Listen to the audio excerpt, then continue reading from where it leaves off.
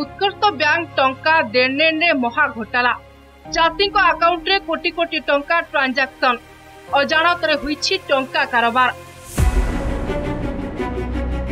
एभली आश्चर्यजनक घटना देखा मिली नवरंगपुर जिला झरीगाँ उत्कर्ष स्मॉल फाइनान्स बैंक रे ऋण पाइबा आशारे चाषी अकाउंट खोलिथिबा बेले सेथिरे मात्र 3 मासरे कोटी कोटी टंका देणनेण होईछि।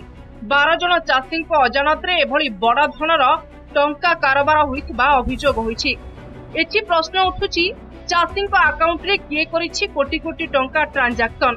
टंका कारोबार संपर्क रे बैंक कर्तृपक्ष जानी पारिलेनी केमिति केमती ट्रांजैक्शन हेछि बोली कहिली बैंक वाला से बोले नाइ आपण मानकर अकाउंट और आपण माने जान मु कहले आपण मोर हमर अकाउंट ठीक अछि मना नाही किंतु आमे तो ट्रांजैक्शन करिनु जेहेतु हम किसी कोन से जिंस आसी नाही एटा आपण कहबे नै तो के कहबो ना आमे जानिनु आपण अकाउंट आपण जानबे। देखंतु आगे आमे तो जून 30 तारिख लेखि की देइथिलु जने जने को आमे 8 जन केस लेखि देइथिलु तांके हमको हां आज डाकिबो काली डाकिबो आज ये करूछु काली ये करूछु बोली हम कोन मासे खंडे रखि देले तापरे गत अगस्त 1 तारिख दिन केसटा एसडीपी मैडम आसी चेकअप करथिले तापर से कंप्यूटर वाला कहला कि तोर हो नाही तोर केस अछि होबो नाही तू करि पारबो नाही बोलला कि मुझके की केस अछि ताकू पतरा उतरा करली से कहला तोर अकाउंट रे कोटी कोटी ट्रांजैक्शन होछि एते होछि बोलारू मु सीधा पळे लागि बैंक को जाय सेंट कहला ताके स्टेटमेंट देले तापर एटा तो मोर पैसा नाही क्वार्टर पैसा आइला बोल तांकर सहित जुक्ता जुक्ति हेली आगे बैंक वाला सहित तापर हमर गाँव रो सान बड़ को दूरी करी सरपंच समिति कोई कहलारू ताके कहले केस बास करबा बोले बोल नाही एटा पोसी जीवो तोर सब चाउल कार्ड कोटी जीवो एटा कोटी जीवो सीटा कोटी जीवो बोलला लागे मु केस देली। ये झरीगाँ ब्लॉक पुतुरी छापर गाँव रो जलंधर हरिजन उक्त बैंक रे 3 मास तले से 10,000 टंका डिपोजिट करी सेविंग अकाउंट खोलिथिले। प्राय 3 मास बीती जाइथिले भी तांको कोनोसी पासबुक मिल नथिला।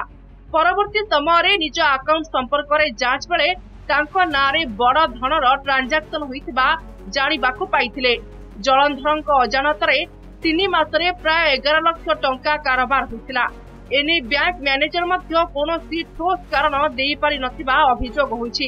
केवल जलंधर नुहंती तांको भली 12 जनक चाषी अकाउंट रे कोटी कोटी टंका ट्रांजैक्शन होइथिबा जणा पड़िछि। एने 8 जन झरीगाँ थाना रे अभियोग करिसेंती। स्टेटमेंट काढी कर देले मोर 2 लाख हिथिला 4 दिन गला परे ऑलरेडी मोर 17 लाख को पहुंची जाइथिला।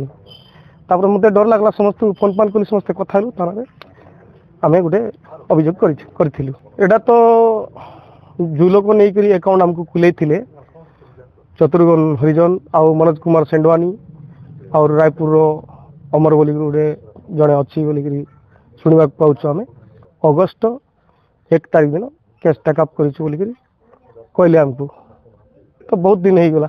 छोट चाषी से वार्षिक आय बोधे लक्ष टकर अधिक हेनी से जदि कोटी कोटी ट्रांजैक्शन होती ताहले काल सकाल कौन रोल मिलना ना डिफल्ट जी और income tax return file income tax भी किसी प्रोब्लेम आसीपे ईडी कौन चिठी भी आसीपे और सरकार जो सुविधा अच्छी जेहेतु एम खाता एत ट्रांजैक्शन होती सरकार सुविधार भी वंचित रे तेणुक एमाने होती समस्ते बीपीएल कैटेगरी लोक से सरकार सुविधा पाइबारू कि अन्य कौन इनकम टैक्स कि ईडी रु कौन समान फमान आसो हस्तक्षेप करेंगे और न्याय देवे बोली मन रखु। बैंक रो 2 कर्मचारी समेत अन्य 3 जनक विरोध रे मामला रुजु करिछि पुलिस। किओ काहीकि चाषी अकाउंट रे टंका ट्रांजैक्शन करिछि एवं बैंक कर्तृपक्षकर कोन भूमिका रहिछि से नै खोलताड़ जारी रहिछि। उमरकोटरू कृष्ण प्रसाद पटनायक रिपोर्ट नंदीघोष टीवी।